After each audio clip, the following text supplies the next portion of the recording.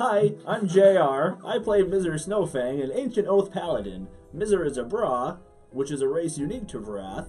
Mizr was taken to the Feywild as a cub, and as a result, he's much more carefree. Hi, I'm Ashley. I play Neriah Stonefury, an Eldritch Knight. She has a complex family history that mostly revolves around death, which has hardened her outlook on life.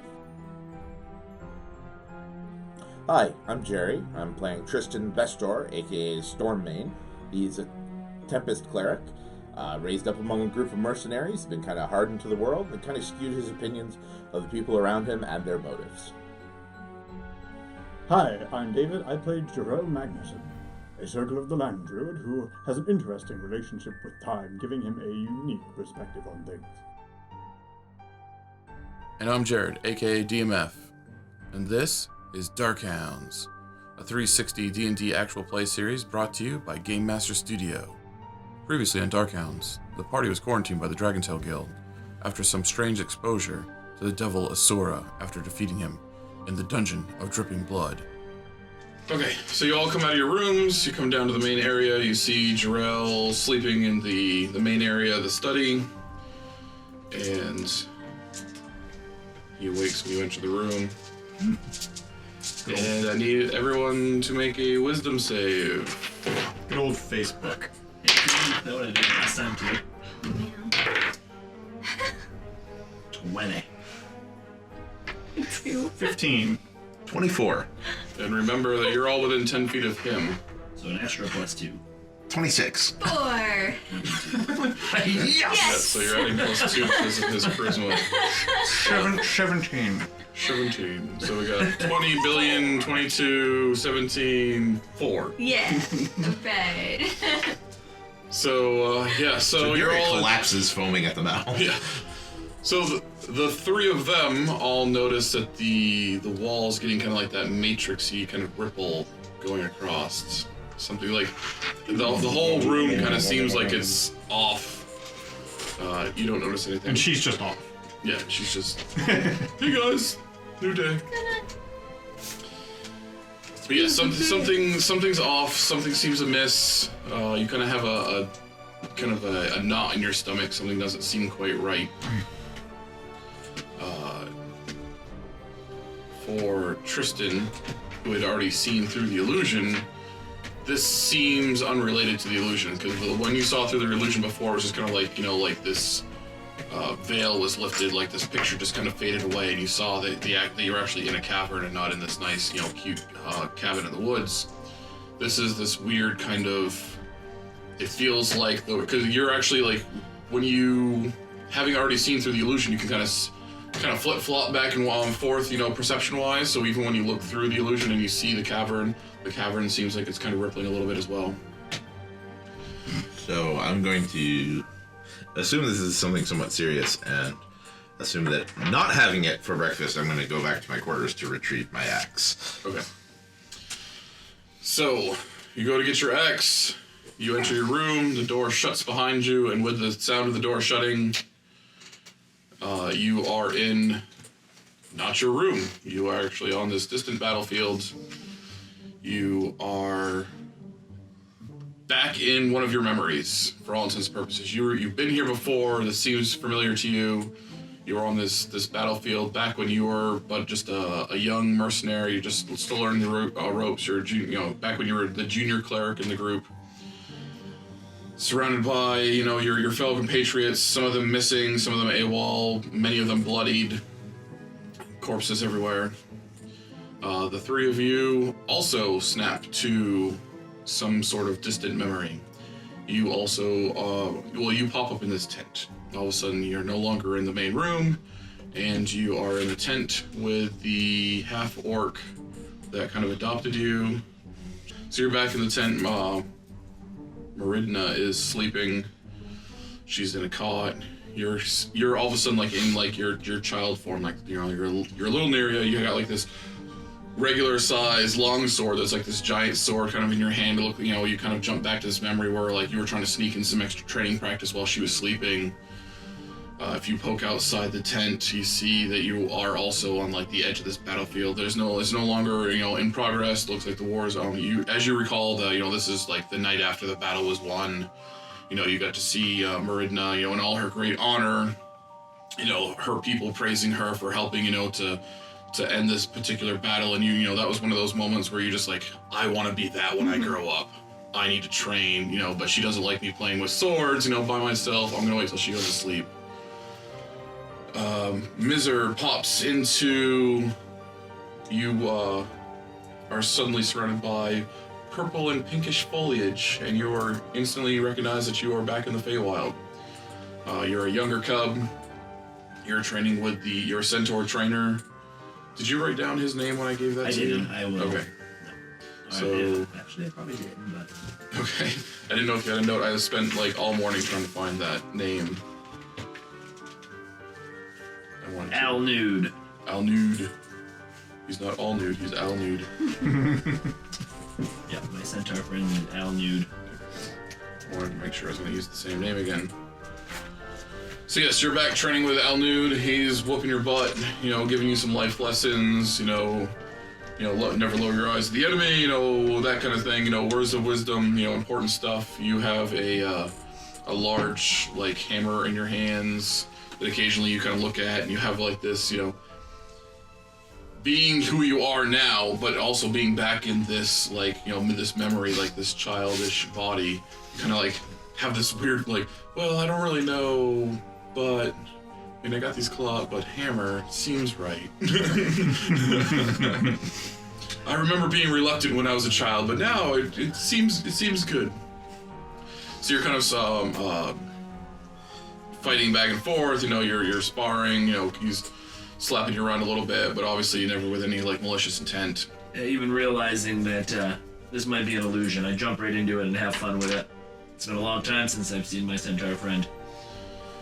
So you're embracing the moment, and then we have Jorell, who also is surrounded by like this pink and purplish kind of foliage. You're back in, instantly also recognize you're back in the Feywild, where all the vegetation on Vrath is, your typical green, and the Feywild in my world, it's mostly these vibrant purples and pinks, kind of very dream-esque.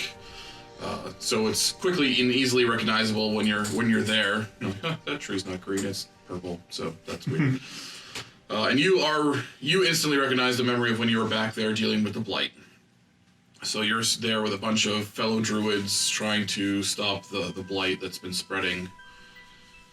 And so Mizr is embracing and kind of playing along and enjoying the moment. What would any of you like to do in your respective situations? I'm actually going to recognize where I am, because this is the type that some of the battles to be remembered, some are more memorable than others, and actually I'm going to start trying to let people know what's going to happen, because having kind of lived through it before, I know what's coming up. Okay. So, kind of like, Titan Blitz, we need to cover the left flank, they're going to be moving up on there. Just kind of like trying to redirect things so that maybe it doesn't go the same way that it did historically. Okay. So as you're trying to basically change history, what you're noticing is your fellow compatriots, they're acknowledging what you're saying, they're replying to you, they're retorting exactly the way that you would imagine that they would have retorted. But when it comes to the actual action part, like they go to change, but they seem like slow and stuttery and kind of hesitant towards this different action, and which kind of results in the equivalent of things not changing. So like, say in the, they needed to cover the left flank, whereas before they covered the right, they kind of hesitate and sort of try to move towards the left, but then by the time they start to actually make any progress there, it's too late. The flank's already kind of overrun, so then they kind of have this moment where it's almost like they shrug and they run back over to the right, which is what they had done originally, and they covered the right flank. Those sort of situations. So you get the feeling that like it's trying, the memory or the situation's trying to kind of play along, but you can't alter what really happened. Any... I probably would kind of play along with memory and head outside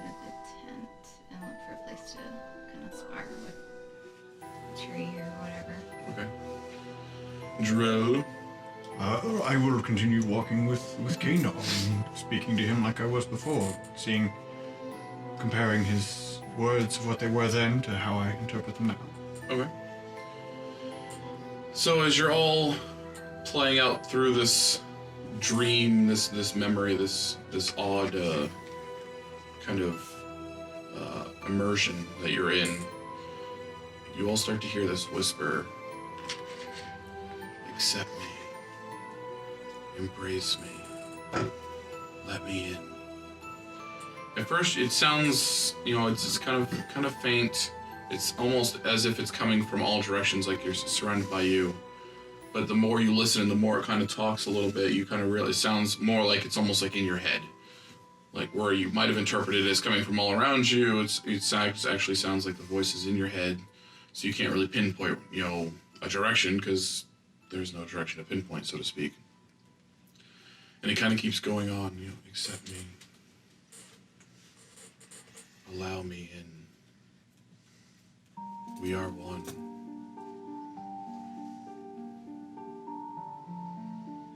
I ask Alnude if he hears that voice. I stop our fighting. Don't make excuses, boy. Keep sparring. I heard nothing except the sound of your whimpering. So it's definitely not coming from him, obviously. So I'll try to ignore it for as long as I can. Okay. Well, if there's nothing I can change, then there's no sense in trying to interact with what's going on. So I might as well start looking around, seeing if I can locate a source for it. Okay. Roll a perception check for me.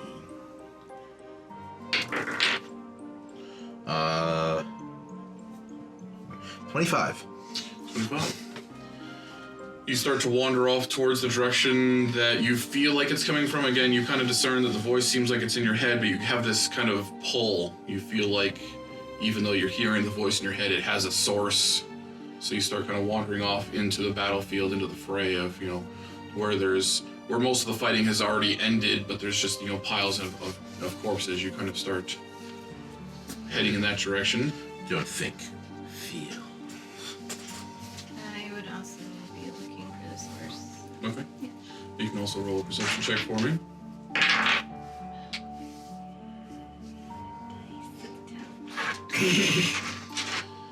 You kinda think it's coming from, this direction. You kind of wander that way a little bit. Don't really see anything at first. Give him a second to blow his nose.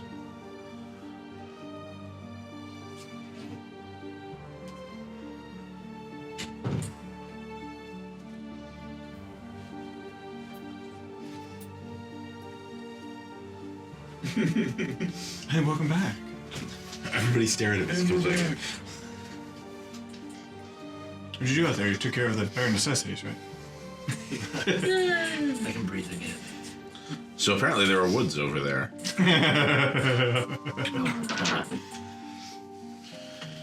So yes, you start to wander off in the direction that you think it's coming from. You haven't really been able to pinpoint it, but you kind of have a general idea of where you're getting kind of pulled towards. Jorell, would you like to react in any way, shape, or form? Certainly. This is certainly not part of the memory, so I will stop and engage my surroundings. Okay, perception check for me. 11. You also think you have kind of a general idea of where it might be coming from. And you start to head off in that direction. One moment, Candle. So this voice starts to get a little bit louder. Even the two of you kind of only have a general idea of where it is. The voice is getting stronger, and you kind of get this knot in your chest or in your gut. A little bit more as you kind of head in the right direction. Tristan's able to pretty much just walk straight to it. I'm pretty sure it came from right here. This is what's wrong. This is what's different. You approach a corpse. At first, again, even though it appeared to be the noise seemed to be coming from inside, in your head, the closer you get, the more it feels like it's actually coming from a location So you start to approach this corpse, and you feel like the corpse, it has its back to you. It's on its, it's kind of on its side with its back to you. But you feel like the voice is coming out of this one particular corpse, surrounded by amongst a whole plethora of other corpses. Well, I have my axe out and ready anyway, but I'll kind of like flip it over like with my boot. Okay. Just kind of like, nudge it over so that I can actually kind of see, is it just a corpse or anything? So first it kind of rolls over and, kind of, its, limp head and arm, limbs just kind of flail over on its side. Its eyes are shut. But all of a sudden the eyes pop open. And they're dead. They just have like a pinpoint of a pupil, all white and murky over, the rest of the eyeballs. Looking straight at you, like, and you see the mouth moving, and it said, "Accept me. Let me in. We could be one, Tristan. We are one."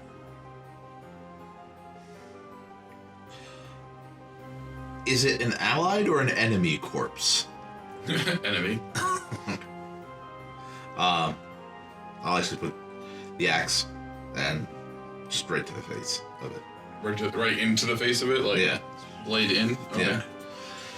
So you put your your axe blade in right into the face, kind of like right next to an eyeball. It doesn't even flinch, doesn't blink or anything. Just sitting there with an axe in his face. Accept me. You see, it's like as the jaw and mouth are moving a little bit, it's kind of like ripping open the wound even more. Accept me. So, I'm gonna kind of like haul it up with the axe blade kind of still lodged in its skull, so it's being hauled up by the skull. Grab the breastplate, wrench the axe out of its face, and I don't make deals with elves, and throw it backwards over the embankment. I know who we were fighting in this battle. They were the bad guys. So you go to throw the corpse. The corpse goes flying off, backwards into the pile of other corpses. But interestingly enough, like when you go to toss it, you see that the physical form of this corpse kind of as it flies backward, there seems like there's this like energy or like spiritual form, like not of the elf or the corpse itself, but like this humanoid kind of form, kind of stops in in the midair as if it was ripped from the corpse and is just standing there as this kind of like aberration. Just accept me.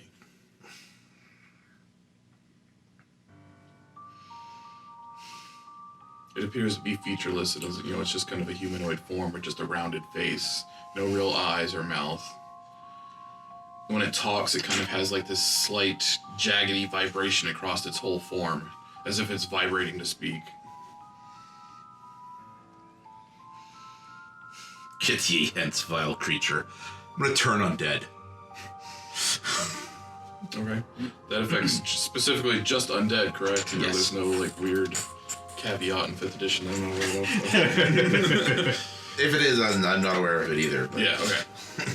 Well, I know, like, they like protection from good and evil, and divine sense and all that stuff. It's like, oh, well, fey, undead, fiends, blah blah, outsiders, elementals. Yeah, elementals. Not as generic as it used to be. Yeah. You turn undead, but nothing happens. Sorry. Then I will start heading back to where the lightning hounds were dug in. You walk away and it's just standing there. Like, if you turn your head to look back, it never takes a step forward, doesn't move in any way, shape, or form, until eventually it's just, you see this little, like, speck of light off in the distance, and as you approach, like, the tent, like, the encampment, like, where you were, you're looking back and you see it, and then you turn around to look, to where exactly you're heading, and it's right there in front of you again. Accept me.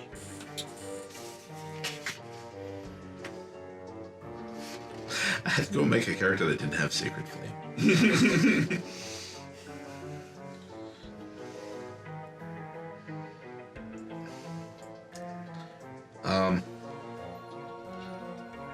Well, while you find that, I'll move over to somebody else. I'll give you a second to think.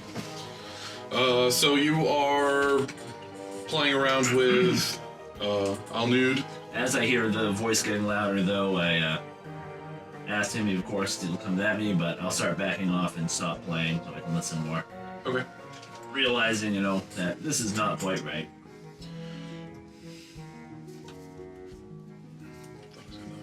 Do something there. Anyways. So you're training with Alnud, and then all of a sudden you start to back off, and he's like, "Get back here, boy! We're still training." And it seems like he goes to take some swings at you, but there's a couple moments where his weapon kind of shimmers and almost phases through you, like it is an illusion kind of deal. So as you kind of wander up, make a perception check for me. 15. Yep, just 15. It's like you have no pluses to anything. Not to my wisdom. I am bear. So you are able to kind of discern, the direction. You have a pretty good idea of where it's going to be. You are kind of wandering through the Feywild, I should say. And you see this satyr hiding behind this tree and kind of poking its head out. Accept me. And you are? Give me one. I'll kind of sit down, wait for it to come out. Well, then come out here. He kind of trots out from behind this kind of a bush next to a tree kind of deal, comes trotting out. Mizr, accept me. And you are? I am you. We are one. We should be one. Looking around. So, you should know why I'm here, perhaps? I know that you were taken as a child. Yeah. But who doesn't know that? So we are one.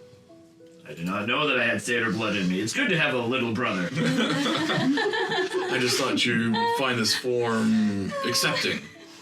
I need you to accept me. I could never accept you unless I can see your true form. I don't know if you could handle my true form. Perhaps another. He turns into... It kind of looks like an older version of yourself. You assume from your vague memories, maybe your father or a relative. So kind of this older, white Brah, streaks of gray through the hair, little raggedy, but much larger than yourself. Perhaps this form is more accepting. I kind of walk over to it and put my hand through it to see. I'm thinking that at this point it's something else. Your hand actually kind of makes contact, but it seems off. The sensations aren't quite right. You can't put your hand through it. It's not an illusion, but it's something else. Yes, it's still not quite right. It should be fluffy hair, but not quite. It's kind of brillowy. Something about the sensation doesn't quite feel right. So I'll back off again and say, nope, I do not like that form either. So that form kind of melts away, and you just see this humanoid energy apparition kind of deal. Same thing that Tristan had seen. This, again, humanoid shape, but mostly formless. No facial features, just this rounded head. Almost like a mannequin kind of deal. But pure energy, just kind of standing before you. Just accept me. You are not Maliki. You are not me. I will never accept you. I'm sorry. And I'll turn and kind of start trotting away from it. Stubborn bear. Accept me. We are one. I'll start heading. I don't know if I would recognize anything where I am, but I'll start kind of heading away and figuring out how to get away from it for the most part. Trying to find a way back to them while just ignoring it at this point. Mm-hmm. And then we jump over to Neriah. You are wandering through this battlefield. There's still corpses. The battlefield hasn't been cleaned up. It just ended that day. You're kind of wandering towards this, large group of fallen enemy and friend. You think you know which corpse, or you seem to be walking towards a corpse. As you're trying to zero in on it, where this voice is coming from, and you come to 2 or 3 different corpses that are all kind of strewn over each other. not able to decipher exactly which one. Again, some of them are kind of overlapping each other, and all of a sudden the bottom corpse, the one underneath the 3 other corpses, springs up, and the other 3 corpses go flying off of it, and you see this equivalent, like almost looks like this zombie face, eyes glazed over, looks, accept me.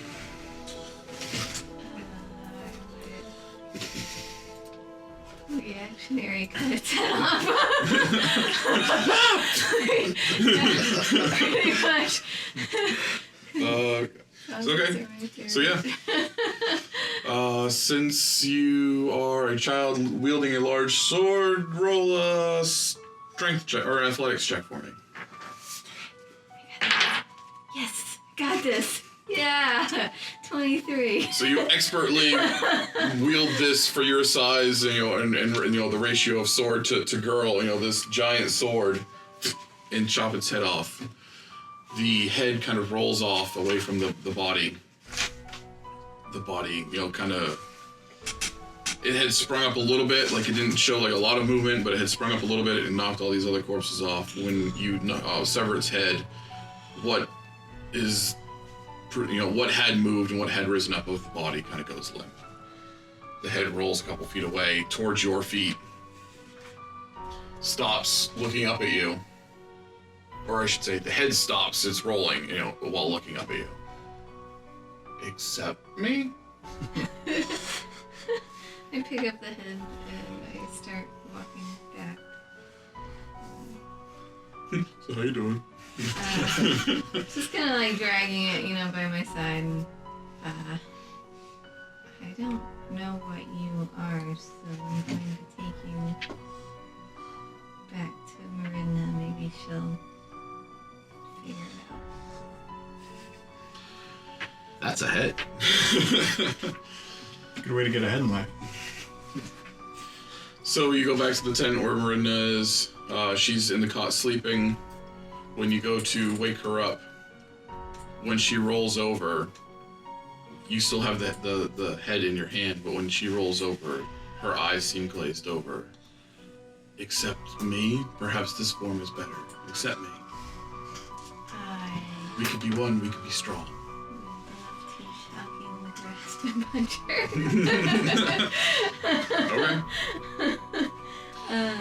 You have this strange sensation of you're in your child form, but you know what you know. You still are yourself. So even though you're in this smaller, frailer sort of form, you are able to pull the knowledge that you need to your mind, and you go to strike, and you throw out a shocking grasp and strike her. And you see the body wrenching all over the place, and as the body is kind of convulsing and wrenching from this, being electrocuted, you notice again, kind of like the form that described to the other two, like this aberration or this energy, the humanoid form not moving. So it's like the physical form's moving in and out, as it's kind of convulsing. This other form's not.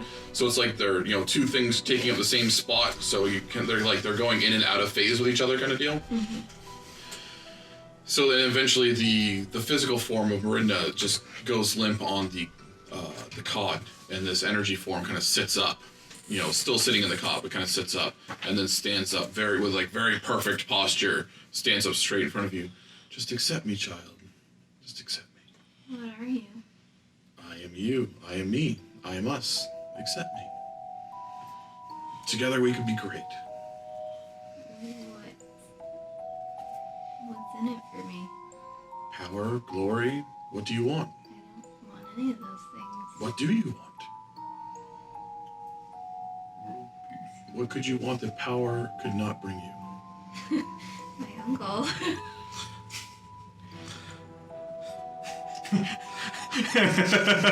Promise me money. Promise me power. Anything I want.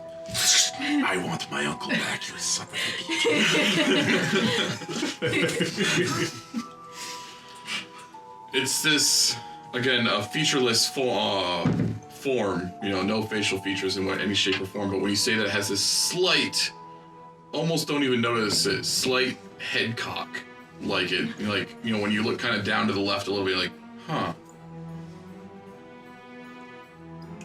power can fix anything. I'm sure we can get your uncle back. If we become powerful enough together, I'm sure even we could raise the dead. I don't want to raise the dead. I want a dead uncle that's walking around. I didn't say a zombie. Anyone can do that. Make sure he has the Zed button. No. Surely there must be something else you want, child. No. Stubborn child, stubborn bear, stubborn man. We will cut over to Jorell. Wandering through the Feywild, you come upon a tree. You see a piece of the tree. It looks as if it's pulling itself apart, as if the bark starts to rip from the trunk. And you, having dealt with them, but their ilk before, and being a very powerful and knowledgeable druid, you instantly recognize the form of a dryad ripping itself from the tree. It looks over at you. Hello, Jorell. Accept me. I don't believe we've been acquainted yet. I know all about you. I brought you here. Accept me. I'm a part of you. We could be one. We could be great. I've been here for quite a while, and you don't look like her, the one who actually brought me here. So who are you? I am you. I am me. I am us. I don't have time for this, and I'll turn around and head back towards the Druids. Where are you? No. So you turn around to go back towards the Druids. The Druids still kind of half attached to the tree. As you approach the Druids, all of a sudden the small group of Druids all turn to you together in unison, eyes glazed over. Accept us. Oh, the irony in what you've just said there. Perhaps you should fast forward a little further in this memory. Perhaps when I had to, well, they sacrificed themselves for this, to stop this blight. You see, you might be in my memories, but you haven't looked through them carefully enough. So, what makes you think that I would accept anything from the outside? We can help each other. I can help you. You can help me. We can be one. You can become even more powerful, Jorell.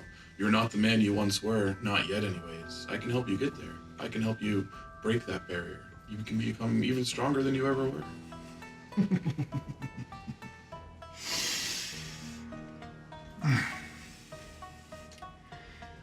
You'll have to try a little harder than that. In fact, let me give you a hand. And, yeah, I will focus my thoughts, and I will take whatever it is to a memory of my own. Okay. I'm going to cut back over to some others, and then we'll come back to that. We'll jump back over to Tristan again. So I will kind of walk around it and keep heading back. Okay. To where they're dug in.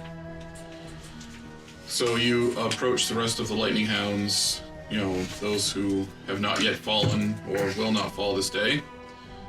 And as you approach them and get closer, sort of similar to what happened with Jorell and the Druids, they all turn towards you, eyes glazed over.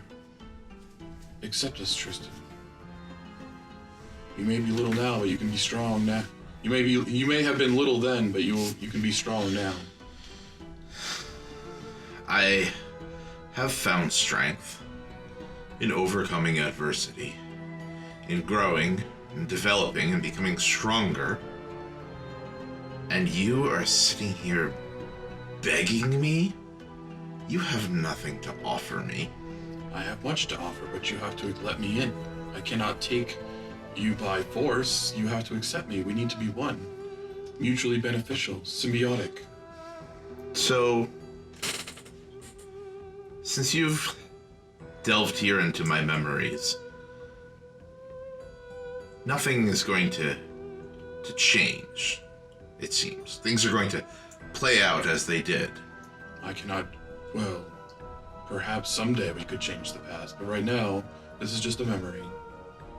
And things are going to play out as they did on this day? Things will play out. Stand right here.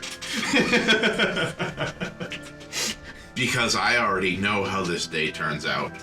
For myself and for others.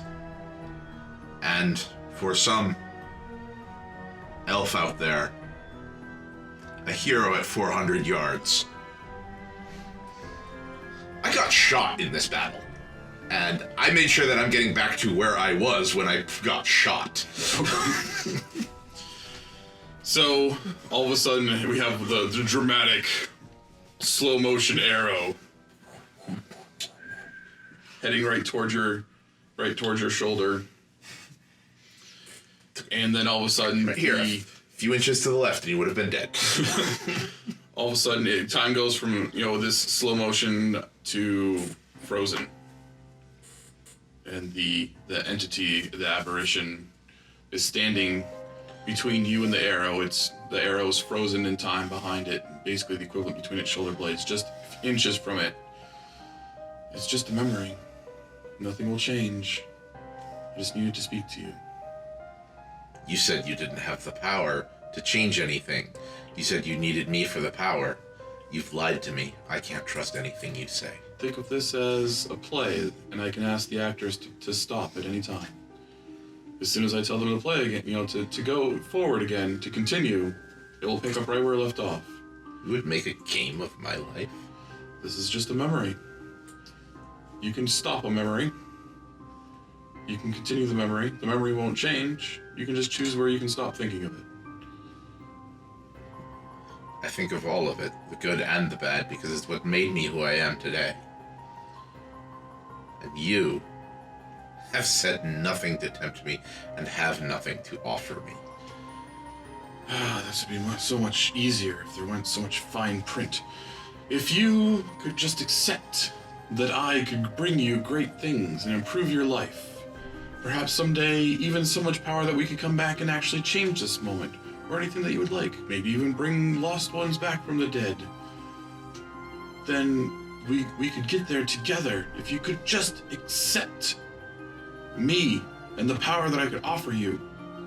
But I have to ask, and I can't take it, no matter how much I want to just take it.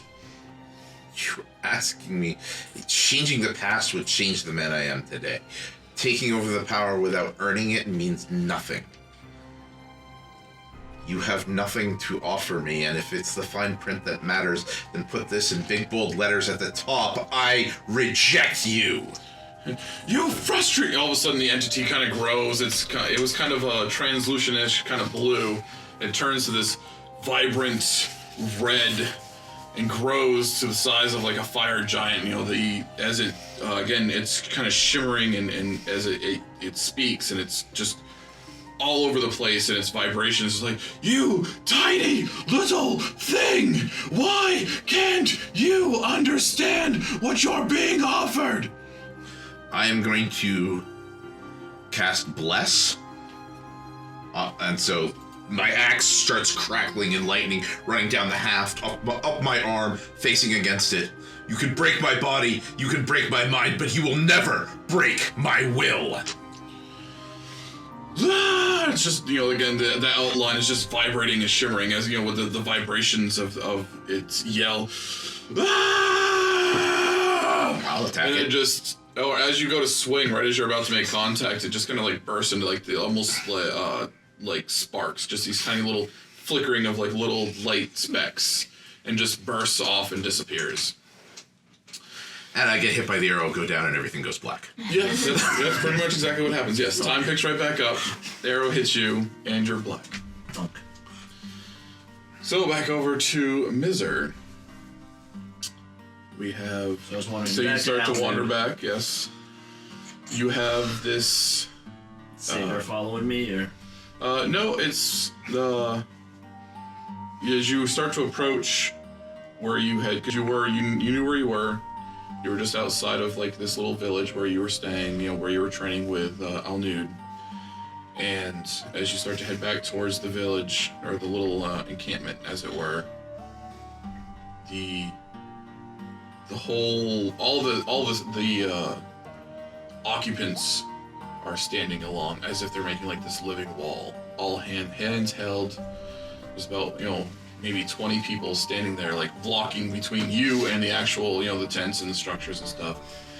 All eyes glazed over. Just accept us, Mizr. I look very sad at the group in front of me. Kind of sit back, sigh, say, what you've done to my family is a travesty. This is not acceptable. Their memory is not this lifeless, soulless, sad attempt to get me to join you, them, this. This is all fake. You're all so frustrating.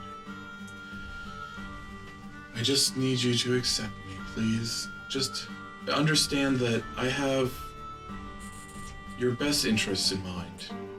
I want you to become the man, the Brah, the creature you were meant to be. I want you to have all the power that you could ever want, be able to change things however you see fit. If only you could just accept me, and accept that I want the best for us. Using Divine Sense, does it tell me what it is? Do I get any kind of... If you use Divine Sense, yes. You see what I'm dealing with here.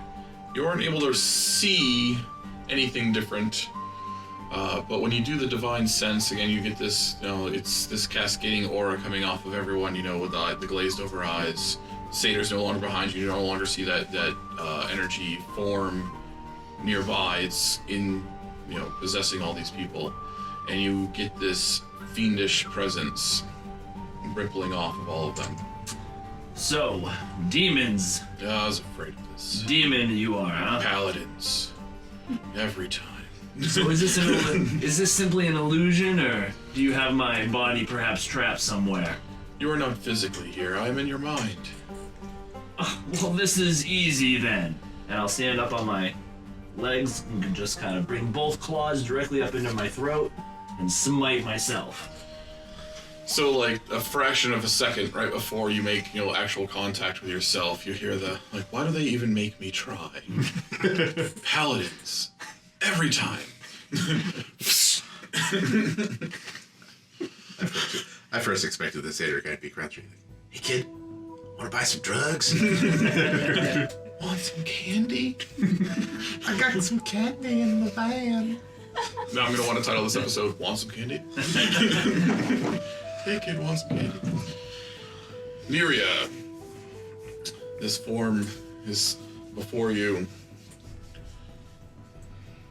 trying desperately to plead with you and make you understand that together you could be great and powerful. You clearly don't want anything to do with it. It actually pulls you to a different memory. You're gonna have to refresh my memory. How did your parents die? Paint the scene of how your parents died. My parents, I don't know how they died. Oh, you don't know how they died. My uncle, on the other hand. Okay. He was trying to protect our village from a local leader of some sort. That was obviously no good. They were pillaging our village, and my uncle stood up against them, and they ended up, basically cutting him down, and the whole village was dead. Okay. So we jump to the scene, middle of town. We'll kind of take like a little bit of Old West kind of scenery, so to speak. Yeah. Kind of deserty, yeah. Isn't that the opening of the 1979 Conan the Barbarian? Oh, maybe. So we cut to the middle of this, this small town, and you see your uncle, you can't intimidate us, we'll rise against you, and this tyrant, for all intents and purposes, is standing over him. kind of blacked out. It's one of those, like, again, since we're in your memory, and sometimes we exaggerate things the way that we remember them. So, like, as you remember them, this moment, the local warband leader, tyrant guy that's kind of been harassing this village. You see him as this like 12-foot tall, kind of demonic, dark figure, just like you give us what we want. You starts laughing at your uncle, like ha ha ha ha, and you kind of see your uncle as even a little bit larger than life. Like this is a moment that you're really proud of him. And then you see this again, the form, the visually this, the memory being kind of twisted, this demonic-esque kind of figure start to go to strike down your uncle. And then time freezes. And you're standing just like 5 or 6 feet from this moment, from your uncle who was about to be felled. And the energy, the aberration form is kind of walking around you. Mm-hmm. Don't you want the power to be able to stop moments like this? To be able to have... Don't you wish you had the power to have been able to do something about this? Together, we could prevent this from happening to others. And maybe even someday be powerful enough to come back and prevent this very moment from happening. I already have that power. I can already stop others from doing this. And I'll grab his sword and I'll swing and I'll lash out. Towards the entity. Towards the entity? Mm-hmm. Okay. So you slash at the dark figure. Are you slashing at the entity that's talking to you, or the one that's about to destroy your or cut down your uncle? Just to make sure that I'm clear. I think the one that's talking to me. Okay. Yeah. So you slash at that entity, and it splits into 2 versions of itself. Like as you slash, you kind of come across at this kind of downward 45-degree angle, and at first it's upper body, lower body, but then both kind of quickly like reform themselves, so now it's 2 copies of the same thing. Just why fight it? Look, you can't. We're in your mind. I'm not really here. You can try all you want, but you can't destroy me. Just accept me. Accept that I'm a part of you. Never. Yeah. I just keep going. I start just like firing off magic any way I can, just at everything that's around. And I guess what I'd end up doing is jumping up in front of my uncle and trying to shield him. Okay. So you kind of like have this little like magical, temper tantrum. Exactly how I was gonna describe like this little tantrum, just like no. Going Sorcerer's Apprentice on the things. Yeah. So like random magic missiles are flying off and shocking grasps and like frost rays and all kinds of like random cantrips and some occasional like actual powerful spells. All of which, any that would be striking the entity that's been trying to persuade you, they would just go right through it. It doesn't seem to affect it in any way, shape, or form. But when you jump between the blow from the dark, demonic kind of figure that strikes down your uncle, to try to, trying to body shield him, the sword actually strikes you, and it shatters across your form. And as it shatters, there's kind of like this slight concussive force, and you hear the aberration that's been talking to you like, huh? Kind of like has like this, I don't know what just happened, and your memory kind of the demonic kind of tyrant. I'll just start calling it the tyrant to define between the two real quick. Yeah. So the tyrant, its demonic kind of form and stark figure kind of like is stripped away, almost like this concussive force like blows the illusion off of it. And you're able to actually see the face of the person that murdered your uncle. Mm-hmm. For the first time, like it's been kind of like a dark, foggy kind of moment for you up until this point. Like, because again, it was a traumatic experience as a child. You kind of blocked it out a little bit, and you hear the aberration. Huh? See, I'm helping already. Now, now, Totally do that. Now you can see the face of the man that slew your uncle. Now perhaps someday you can get revenge. If you could accept me, think of how much more we can do. also, you hear the sound of your uncle still fall, as if the sword never hit you. So the memory still plays out as it did. You just kind of blow away like this kind of like this fog or haze that's been kind of blocking this person's face. Like you unlocked, the full memory, so to speak. So your uncle still falls behind you, and the entity, as you hear your uncle's body hit the ground, you also, in sync, you hear the aberration just sigh, as if he already knows your answer, like as if he expects the sound of your uncle's body hitting the ground to have sealed your answer already. He already anticipates your no, and he just sighs in sync with the strike of the body to the ground, and just looks at you and goes, "You're never gonna say yes, are you?" Never. So infuriating.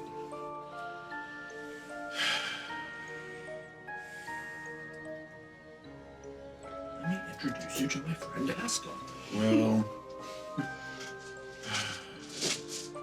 there's still a few of you left I can convince, I suppose. You hear the sound of a snapping finger. You never see its arm or anything actually move, but you hear the sound of his finger snap, and you go black. Jorell, paint us the picture of the memory that you bring the entity to. So I bring him to the memory of where I was time stopped and I watched everything move in ridiculously slow motion. Is the time where he watched his whole previous party die. Particularly the point where Ezekiel and Gibby just had been annihilated by incredibly powerful fireball and basically a blast of energy. He can only I figured out eventually was like a death ray heading after Lara as she's coming towards me to try to release me from this lock. So yeah, that's what I take him to. It's a kind of an old rundown catacombs. There's a lich up in the back, this look of just like glee on his face. And kind of off on the side is Tobior. He's like trying to dig himself out of this rubble, get back in the fight. So that's the memory I take him to, and I step out from where I was locked in and start walking around, kind of pass my finger through the beam. Well, you can show yourself now. You see the energy aberration appear, the featureless humanoid. Why have you brought me here? Because it would be clear to me that you have not wandered my memories long enough. In fact, and I'll walk to him, I'll kind of look him up and down and be like, I would say you're probably some chaotic beast, something evil. And in fact, if I were to accurately gauge, I would say you're something that we brought back with us from the other side. Something devilish, fiendish, so to speak. Now, I don't know if you're familiar with my memories, of course. I've already dealt with your kind, and as I say that, I will pretty much, the entire memory around will quickly switch to another one where it's literally the plane of the Nine Hells. The Nine Hells, and it just like a very specific spot, and then kick back to this memory. And like, so, when you're playing around in my memories, understand that I have lived my memories many times over. This one in particular. And I will extol to him what this memory in detail, and what it means to me and what it happens. So, you have to understand that in this memory, I was locked for thousands and thousands of years.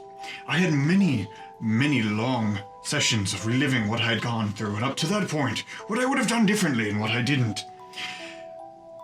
It is this moment here. This moment right here, when I looked into her eyes, and I'll walk around and I'll go right where she is, and I'll be like, when I had to come to terms with what was going to happen, over and over again. And this is where I defined who I am, what decisions I had made, and what I would be.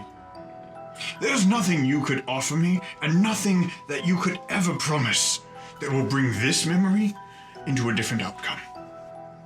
In fact, if you would like, we can sit here together for another few thousand years and live this memory. You and me. Because I have plenty of time. I had plenty of time before, and I have plenty of time again. And I'll sit down right with that spot. We did not expect this sort of perspective from human. You may even be older than I. Okay, well, let's not go that far. But, you kind of hear the sound of like several voices, as if like there's like a panel discussion going on, like, and they're all just kind of whispers that you just make out like occasional words like, but how do we? The leverage is gone. But how? He's already tasted so much power, but he's so old. We can't outweight him. How's he not gone mad already? We need at least... hasn't. Little does he know. We only need one. Well, the others have already... we need at least one. Oh. Okay. Well, that makes it easier. Well, we only needed one of you. Most of your friends have already declined. We were hoping that you would be the one to accept. You've already had such great power. You'll have it again soon enough, I'm sure. And if you had accepted, we could have been one of the most powerful beings on this world. I really thought Jorell might accept him this time. But I suppose he'll have to do. And you go black. And never go back.